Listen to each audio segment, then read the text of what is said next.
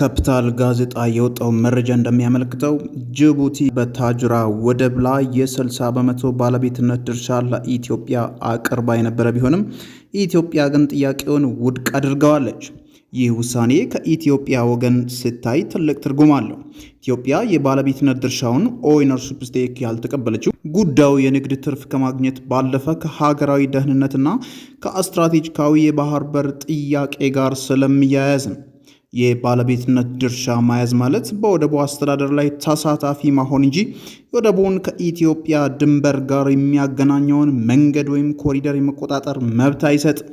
ኢትዮጵያ ደግሞ አሁን ላይ የምትፈልገው የጭነት መርከቦቿ ያለ ምንም የሌላ አገር ጣልቃ ገብነትና የቢሮክራሲ ውዝግብ በቀጥታ የሚገቡበትና የሚወጡበት ዋስትና ያለው የኮሪደር ስምምነት ነው። ኢትዮጵያ ጥያቄውን ውድቅ ማድረጓ የሚያሳየው መንግስት ከጅቡቲ ጋር ያለው ግንኙነት ከባህላዊው የወደብ ክራይ ወይም የድርሻ ክፍያ ወጥቶ ወደ ዘላቂ ባለቤትነትና ቀጥተኛ ቁጥጥር እንዲሸጋገር ፍላጎት እንዳለው ነው።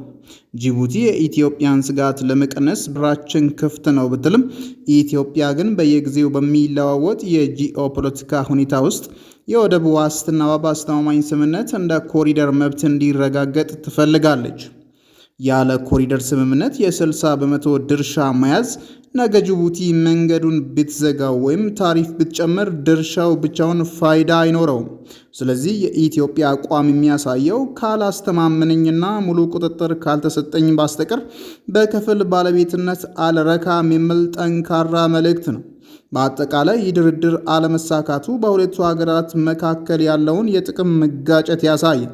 ጅቡቲ ኢትዮጵያን እንደ ባለድርሻ በማስገባት የወደብ ገቢዋ እንዳይቀንስና ኢትዮጵያ ወደ ሌሎች አማራጮች እንዳትሄድ ለማድረግ ብትሞክርም ኢትዮጵያ ግን ከንግድ ድርድር ባለፈ የሉዓላዊነትና የኮሪደር ዋስትና ጥያቄን ማስቀደሟን ቀጥላለች። ይህ ሁኔታ ኢትዮጵያ በቀጣይ ለምታደርጋቸው የባህር በር ድርድሮች እንደ መነሻ ተደርጎ ሊወሰድ ይችላል።